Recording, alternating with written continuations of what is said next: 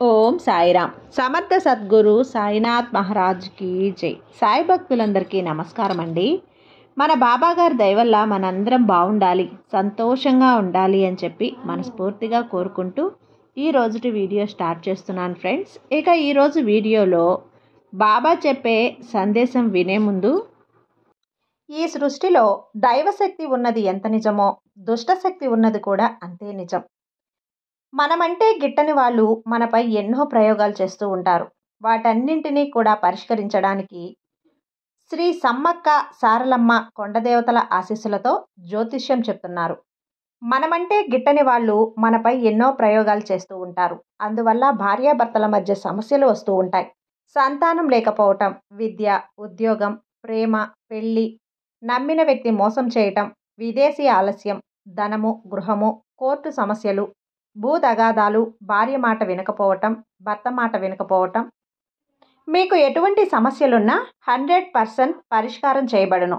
స్త్రీ పురుష వశీకరణ నెంబర్ 1 స్పెషలిస్ట్ కోయి గురువులు శ్రీ కోయరాజు గారు.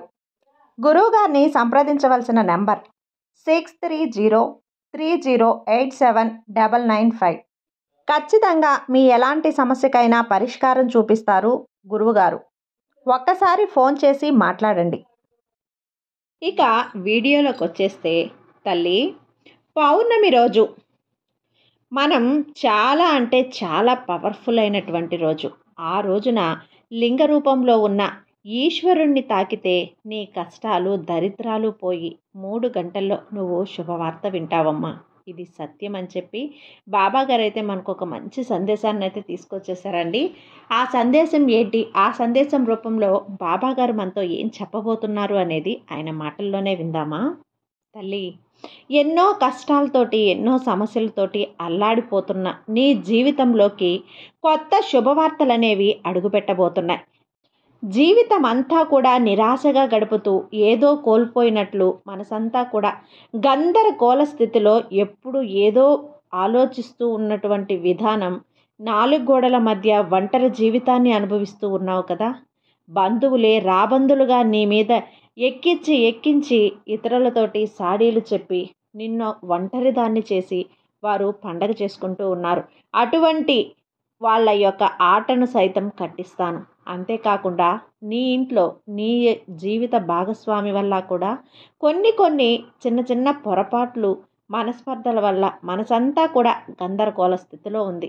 ఏం చెయ్యాలో, ఎవరితో చెప్పుకోవాలో, ఎవరితో పంచుకోవాలో, తీరని సమస్యల గురించి వివరణ ఎందుకు అని చెప్పి మనసును చంపుకొని నీ జీవితంలో ఒక్కొక్క అడుగు నీ బిడ్డల కోసం వేసుకుంటూ వెళ్తున్నావు. అయితే ఈ సమస్యలన్నింటినీ కూడా తప్పకుండా ఈరోజు ఈ సందేశంతో నువ్వు పూర్తిగా ఫుల్ స్టాప్ పెట్టేయచ్చమ్మా. నీ సందేశంలో ఉండే ఆంతర్యాన్ని గ్రహించాలి అంటే నేను చెప్పే ప్రతి అక్షరం పొల్లు పోకుండా జాగ్రత్తగా విను. ఇది విన్న తర్వాత 3 గంటల్లో నువ్వు ఖచ్చితంగా శుభవార్తను వింటావు. ఇది ఈ పౌర్ణమి తర్వాత వెంటనే నువ్వు వినబోయేటువంటి శుభవార్తలు. అయితే ఈ పౌర్ణమి రోజు నువ్వు శివాలయానికి వెళ్ళి పరమేశ్వరుడికి అభిషేకం చేయించుకున్నా లేదా చేయించుకోకపోయినా నువ్వు ఆ రోజు ఏం చేస్తావంటే, ఆ పరమేశ్వరుడి యొక్క లింగ రూపంలో ఉన్న స్ఫటిక లింగాన్ని ఇంటికి తీసుకునే ప్రయత్నం చెయ్యి. ఒకవేళ నీకు ఈరోజు తీసుకురావటం కుదరని పక్షంలో ఎప్పుడైనా కానీ నువ్వు దేవాలయాలకి వెళ్ళినప్పుడు దేవాలయ ప్రాంగణంలో స్ఫటిక లింగాలు అమ్ముతారు. ఈ విధంగా స్ఫటిక లింగం అనేది ఇంట్లోకి నువ్వు తీసుకొచ్చుకొని ఆ పరమేశ్వరుడికి, ముఖ్యంగా లింగ రూపంలో ఉన్న పరమేశ్వరుడికి ఎవరైతే నిత్యం అభిషేకం చేస్తారో ఆ ఇంట్లో ఉండే భయ కష్టాలన్నీ తొలగిపోతాయి. ఇలా మాకు తెలిసిన ఒక వ్యక్తి, తను ఎన్నో కష్టాలు పడుతూ ఉంటే తను ఒక వాచ్మ్యాన్. ఇది తన నిజ జీవిత సంఘటన, ఇది కథ కాదు. ఒక వాచ్మెన్ అన్నమాట. అంటే అపార్ట్మెంట్కి ఒక వాచ్మెన్గా ఉంటాడు. అతనికి జీతం అనేది వస్తూ ఉంటుంది 10,000 వరకు. తను మళ్ళీ ఉదయాన్నే లేచి ఒక న్యూస్ పేపర్లు అనేటివి ఇంటికి వేస్తూ, అలా న్యూస్ పేపర్లను ఇంటింటికి వేస్తూ ఉంటే తనకి నెలకి 5,000 అనేటివి వస్తూ ఉంటాయి. మొత్తం మీద తన జీతం 15,000. అంతకు మించి ఒక్క రూపాయి కూడా ఎక్కువ ఉండదు. మహా అయితే తక్కువే ఉంటుంది కదా. అయితే అతను ఏంటంటే తనకి ఒక అమ్మాయి, ఒక అబ్బాయి ఉన్నారు. అయితే ఒకరోజు కాదు, తను ప్రతిరోజు కూడా ప్రతి సోమవారం కూడా పరమేశ్వరుని యొక్క దేవాలయానికి వెళ్తూ ఉంటాడు. కార్తీక మాసంలో అయితే ఆ నెల మొత్తం కూడా తను దీపాలు పెడుతూనే ఉంటారు. ఉదయం, సాయంత్రం 2 సమయాల్లో కూడా శివాలయానికి వెళ్ళి పరమేశ్వరుని ముందు దీపాలు వెలిగిస్తూ ఉంటాడు. అలా దేవాలయానికి వెళ్తూ వెళ్తూ చక్కగా ఈశ్వరునికి తన కష్టాలు, బాధలు అన్నీ కూడా చెప్పుకుంటూ ఉంటాడు. అయితే ఒకరోజు ఎప్పుడూ కూడా శివాలయానికి వచ్చే ఒక పెద్దింటమ్మాయి అతన్ని చూసి, అంటే గుడిలో ఒక పరిచయం అవుతుంది. ఇప్పుడు ఈరోజు సోమవారం, మనం మళ్ళీ వచ్చే సోమవారం కూడా వెళ్తే మునుపటి సోమవారం వచ్చిన ఆ వ్యక్తిని చూసి మనం పరిచయం చేసుకుంటే గనక మళ్ళీ వచ్చే సోమవారం ఆమెతో మాట్లాడడం, మళ్ళీ ఆపై వచ్చే సోమవారం కూడా ఆవిడ వస్తుందేమో అని చెప్పి ఎదురు చూడడం, వస్తే మళ్ళీ ఆవిడతో మాట్లాడడం, ఇలా ఒక రకమైన స్నేహబంధం అనేది ఏర్పడుతుంది. అలాగే ఆ పెద్ద ఆయనకి ఆవిడికి కూడా ఒక రకమైన స్నేహబంధం. నిజం చెప్పాలంటే ఒక తండ్రి కూతుళ్ళ బంధం లాగన్నమాట. అయితే ఇద్దరు కూడా వారి యొక్క బాధలను, సమస్యలను అలా చెప్పుకుంటూ ఉండేవారు. ఒకరోజు తను, అంటే వాచ్మెన్ ఎవరైతే ఉన్నారో, బాధలలో నా కొడుకు చాలా మంచిగా చదువుతాడు, తనకి చదువు అంటే చాలా ఇష్టం, తను 10th క్లాస్లో కూడా మంచి మార్కులు తెచ్చుకున్నాడు, నేను మంచి కాలేజీలో చేర్పించాలని చెప్పి అనుకుంటున్నాను. తనని ఒక కాలేజీలో ఫ్రీగా అయితే 10th మార్కులు చూసి చేర్చుకున్నారు. తర్వాత తనకి మంచిగా ఇంటర్ కూడా పూర్తయిపోయింది. ఇప్పుడు తను మంచిగా చదవాలంటే కాస్త ఖర్చు అవుతుంది, కానీ డబ్బు లేకపోవడం వల్ల నా కొడుకుని చదువు ఆపేద్దామని చెప్పి అనుకుంటున్నాను అని చెప్పేసరికి ఆ అమ్మాయి చాలా జాలి వేసింది. లేదు బాబాయ్, నువ్వు అలా అనకు, మీ అబ్బాయి చాలా చక్కగా చదువుతాడు అని చెప్పావు కదా, అందుకనే వాళ్ళని కూడా నిర్దాక్షిణ్యంగా చదువు మానించకూడదు, తన చదువుకి ఎంత ఖర్చు అవుతుందో ఆ ఖర్చంతా నేను భరిస్తాను అని చెప్పడం వల్ల ఆ అబ్బాయి, అంటే ఆ వాచ్మ్యాన్ ఎవరైతే ఉన్నాడో చాలా సంతోషపడి తనకి నమస్కారం చేశాడు. ఇక తర్వాత తను ఓర్పుకున్న ఆ మాట ప్రకారం కూడా తను చదువుకి కావలసిన ధనమంతా ఆ అమ్మాయి అయితే ఇచ్చింది. తన చదువు మంచిగా చదువుకున్నాడు, బీటెక్లో మంచిగా పాస్ అయ్యాడు, తనకు ఒక మంచి మార్కులతోటి అంటే కమ్యూనికేషన్ స్కిల్స్ ఉన్నాయన్నమాట. ఆ కమ్యూనికేషన్ స్కిల్స్ తోటి తనకి ఒక కాలేజీలో ఉద్యోగం అనేది వచ్చేస్తుంది. తను చదువుతూ ఉండగానే తనకు ఉద్యోగం అయితే వచ్చేసింది. 1 సంవత్సరం పాటు తను చేసుకున్న తర్వాత తను అమెరికా వెళ్ళిపోయాడు. ఇక అమెరికా వెళ్తే అక్కడ సాఫ్ట్వేర్లకి ఎంత మంచి శాలరీ ఉంటుందో మనందరికి కూడా తెలిసిన విషయమే కదా. అది కూడా కంపెనీ తరపున వెళ్ళటం, రూపాయి ఖర్చు లేకుండా కంపెనీ వాళ్ళే తీసుకొని వెళ్తారు. తన తండ్రికి చాలా సంతోషం వేసింది. ఈ విషయం వచ్చేసి ఆ అమ్మాయితోటి చెప్పాడు. ఇదంతా నా యొక్క ఇది కాదు, ఆ పరమేశ్వరుని యొక్క లీల. ఆ పరమేశ్వరునికి నీ యొక్క కష్టాలు, సుఖాలు చెప్పుకుంటున్నావు కదా బాబాయ్, నా రూపంలో ఆ ఈశ్వరుడు నీ చేత, అంటే నా చేత నీకు సహాయం చేయించాడు అని చెప్పాడనమాట. అయితే ఆ అమ్మాయి చెప్పిందన్నమాట ఆ బాబాయ్ తోటి, ఆ వాచ్మెన్ తోటి. అయితే ఆ అమ్మాయి ఇక నా తర్వాత ఆ అబ్బాయికి మంచిగా చూసుకుంటూ అక్కడే ఒక అమ్మాయిని ప్రేమించి, ఒక సాఫ్ట్వేర్ అమ్మాయి, అమెరికాలో జాబ్ చేసే అమ్మాయిని ప్రేమించి పెళ్లి చేసుకోవడం అయితే జరిగింది. ఇద్దరు కూడా సాఫ్ట్వేర్లు, ఇది కూడా అమెరికాలో సాఫ్ట్వేర్లు అవ్వడంతో ఇక ఆ అబ్బాయి పంపించిన ధనంతో కూతురికి కూడా మంచిగా తను ఒక అబ్బాయినిచ్చి బాగా ధనవంతుల కుటుంబానికి, అంటే చదువుకున్న అబ్బాయికి, ఉద్యోగం చేస్తున్న అబ్బాయికి ఇచ్చి వివాహం చేస్తాడు. ఈ విధంగా తన బిడ్డలను అయితే తను చక్కగా ఒక స్టేజ్లో అయితే నిలబెట్టాడు. ఇదంతా కూడా ఎవరి లీల? శివయ్య లీల.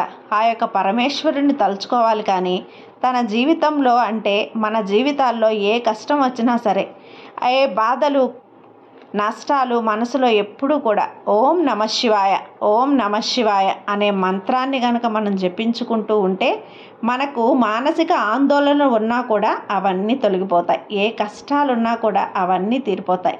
ఇక ఎవరైతే నిత్యం కూడా లింగానికి, అంటే శివలింగానికి, ముఖ్యంగా ఆ పరమేశ్వరుడికి మామూలుగా రూపంలో ఉన్న శివుడంటే ఆ పరమేశ్వరుడికి కాకుండా లింగ రూపంలో ఉన్న శివలింగానికి ఎవరైతే అభిషేకాలు నిత్యం చేస్తారో, పాలతో కానీ, నీళ్లతో కానీ, విభూది నీళ్లతో కానీ, కుంకుమ నీళ్లతో కానీ, గంధపు నీళ్లతో కానీ, చెరుకు రసంతో కానీ, ఇలా ఎవరికి తోచిన దాన్ని ఏదో ఒకటి ఆ పరమేశ్వరుడికి అభిషేకం చేసినట్లయితే ఆ లింగాన్ని తెచ్చుకొని నిత్యం మీ ఇంట్లో 108 రోజుల్లోనే వారి యొక్క జీవితం, వారి జీవితంలో ఉన్న దరిద్రాలు అన్నీ కూడా వెళ్ళిపోతాయి. వారు ఏ పనులు చేస్తున్నా పనుల్లో వాళ్ళకి కలిసి రావటం, ఇంట్లో వచ్చే గొడవలు, అనారోగ్య సమస్యలు అన్నీ కూడా తీరిపోయి ఇంట్లో ఒక రకమైన ప్రశాంతమైన వాతావరణం, ఆనందకరమైన వాతావరణం అనేది ఏర్పడుతుంది. ఎప్పుడూ కూడా పిల్లలు చక్కగా చదువులో ముందుండి ఫస్ట్ క్లాసులో పాస్ అవుతూ పిల్లలు కూడా ఆరోగ్యంగా ఎదుగుతారు. ఈ మనిషి ఏదైతే ఆశిస్తున్నాడో ఆ మనిషి ఆశించిన కోరికలన్నీ కూడా ఆ పరమేశ్వరుడు తీరుస్తాడు. కష్టాలు, దరిద్రాలు అన్నీ కూడా వెళ్ళిపోతాయి. కాబట్టి పరమేశ్వరుడికి ఎవరైతే భక్తితో అభిషేకం చేసిన, దీపం వెలిగించిన, నమస్కారం చేసిన, ఓం నమఃశివాయ అనే నామాన్ని స్మరించినా సరే వారి గుండెల్లో కొలువై వారి ఇంట ఎటువంటి దరిద్రాలు, కష్టాలు లేకుండా చూసి వాళ్ళని ఎప్పుడూ కూడా ఆనంద డోలికలలో ఆనందపరుస్తాడు. కాబట్టి ఈ పౌర్ణమి రోజున తప్పకుండా శివాలయానికి వెళ్ళి అభిషేకం చేసి శివ దర్శనం చేసుకోండి. మీకున్నటువంటి కష్టాలు, బాధలు, సమస్యలు అన్నీ కూడా తీరిపోతాయి. మీరు పట్టిందల్లా బంగారం అవుతుంది. జీవితంలో కొన్ని నమ్మడానికి కొంచెం ఆలస్యం అవ్వచ్చు, కానీ ఆ మనిషి ఎవరైతే ఉన్నారో ఆ మనిషి భగవంతుడి మీద నమ్మకం పెడితే ఆ నమ్మకం అనేది ఎట్టి పరిస్థితుల్లోనా వమ్ము కాదు. ముఖ్యంగా పరమేశ్వరుడి మీద నమ్మకం పెట్టిన వారు ఎవరైనా సరే కొంతకాలం కష్టాలు అనుభవించేటప్పటికీ కూడా వారి జీవితంలో ఖచ్చితంగా ఆనందాలు అనేవి అడుగుపెట్టడం ఖాయం. కావాలంటే నువ్వు ఈరోజు పరమేశ్వరుణ్ణి దర్శించుకొని చూడు. దర్శించుకున్న తర్వాత 3 గంటల్లో నువ్వు అనుకున్న సంకల్పం ఏదైతే ఉందో అది ఖచ్చితంగా తీరుతుంది. ఇది అక్షర సత్యం. ఎన్నో మానసిక సమస్యలు, ఎన్నో అవమానాలు, ఎన్నో కష్టాలు, మనసంతా గందరగోళం, ఇలా ఎన్నో రకాలుగా నీ ఆవేదన ఎదుటివారికి చెప్పుకునే ప్రయత్నం చేస్తూ ఒంటరితనంగా నువ్వు ఏకాకిలా ఇంట్లో 4 గోడల మధ్య నలిగిపోతూ ఉన్నావు. నీ జీవితంలో కష్టాలు, నష్టాలు అన్నీ పోవాలంటే ఇప్పుడు నేను చెప్పిన ఏకైక మార్గాన్ని ఎంచుకొని చూడు. నీ జీవితం అంతా ప్రశాంతంగా జీవిస్తావు, ఆనందంగా జీవిస్తావు. ఎవరి కోసమో ఆలోచనలు ఎప్పటికైనా మానుకో. దీని గురించి ఆలోచించవద్దు, దేని గురించి నువ్వు భయపడద్దు. శివాజ్ఞ లేనిదే చీమ కూడా కుట్టదంటారు కదా. పౌర్ణమి రోజైనా సరే, మామూలు రోజుల్లో అయినా సరే, సోమవారం అయినా సరే, ఈ కార్తీక మాసంలోనైనా సరే, నీకు ఏ కష్టమైనా, ఏ దరిద్రమైనా కానీ ఒక్కసారి పరమేశ్వరుని నమ్మిన తర్వాత ఆయన్ను దాటి నిన్ను తాకాలంటే వాటికి ఎంత ధైర్యం ఉండాలి, ఒక్కసారి ఆలోచించుకో. కాబట్టి నువ్వు ఈ రోజు నుంచి ముఖ్యంగా తెలుసుకోవాల్సింది ఏంటి అంటే, మనిషికి కష్టాలు, నష్టాలు, బాధలు, సమస్యలు అన్నీ కూడా ఉంటూనే ఉంటాయి. కానీ వాటన్నింటిని ఎలా పరిష్కరించుకోవాలి అని తెలుసుకోవాలి. ఎలా వాటిని తీర్చుకోవాలి అని అతిగా ఆలోచించడం కంటే ఏది ఎలా జరుగుతుందో అలా జరగనివ్వండి అని చెప్పి గడిపే ప్రతి క్షణాన్ని కూడా ఆనందంగా గడుపుతూ వెళ్తే జీవితంలో 90 సమస్యల వరకు, 100లో 90 సమస్యల వరకు తీరిపోతాయి. కాబట్టి మనిషికి ప్రతిదీ కూడా ఆలోచన ఉండటం వల్ల, ఎప్పుడు ఒకే విషయం గురించి ఎక్కువగా ఆలోచిస్తూ ఉండడం వల్ల ఒకరి మీద ఒకరంటే ఆశలు పెంచుకుంటారు.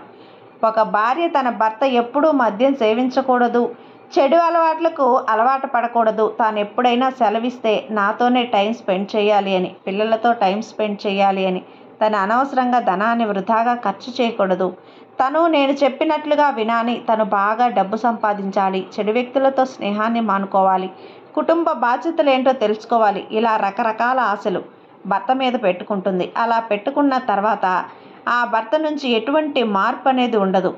అంటే తను మళ్ళీ మద్యం తాగుతాడు, చెడు స్నేహాలు చేస్తాడు, చెడు అలవాట్లు అనేటివి మానుకోకుండా ఉంటాడు, తన కుటుంబానికి తక్కువ సమయాన్ని కేటాయిస్తాడు, వచ్చిన ధనాన్ని వృధా చేస్తూ ఉంటాడు. ఇదే ఆలోచన తన అమ్మాయి మనసులో పడి సంవత్సరాల తరబడి తన భర్త గురించి ఆలోచిస్తూ మానసికమైన వ్యాధులు తెచ్చుకునేంత దూరం తెచ్చుకొని చివరికి తాను సాధించి ఏంటి అంటే భర్తలో మార్పు రాదు. తాను సాధించింది తలనొప్పి, ఇంకా తన ఒళ్ళు నొప్పులు, అనారోగ్య సమస్యలు, సంతోషం పూర్తిగా తన మనసు నుంచి దూరమైపోవడం, ఎప్పుడూ ఒంటరిగా ఏకాకిలా ఉండటం, ఎప్పుడైనా నవ్వాలి అన్నా నవ్వకూడదు అన్నా, ఇటువంటివన్నీ తాను సాధించింది. అలా కాకుండా మరో అమ్మాయి తన రాత ఎలా రాసి పెట్టుంటే అలా జరుగుతుంది. తన చావు తనను చావనివ్వు, అంతా దేవుడి మీద వదిలేశాను, నేను సంతోషంగా ఉంటాను, నేను పుట్టింది తన కోసం కాదు, తనకంటూ బాధ్యత లేకుండా తిరుగుతున్నాడు. నేనైతే కానీ పిల్లల్ని పట్టించుకోవాలి, ఇంటిని పట్టించుకోవాలి, కుటుంబాన్ని చూసుకోవాలి